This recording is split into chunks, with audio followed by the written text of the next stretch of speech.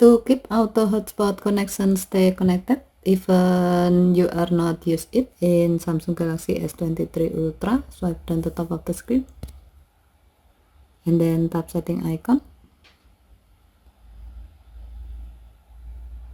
tap connection and then tap Wi-Fi.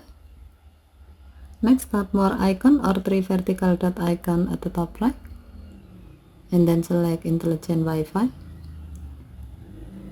Next, tap auto hotspot connection and then tap the blue on off switch next to disconnect when not in use to disable this option.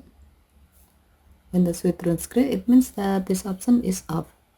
When this option is off, your phone will keep auto hotspot connection stay connected even though your phone screen is turned off and there's no data being transferred. Okay, thank you for watching. Have a nice day.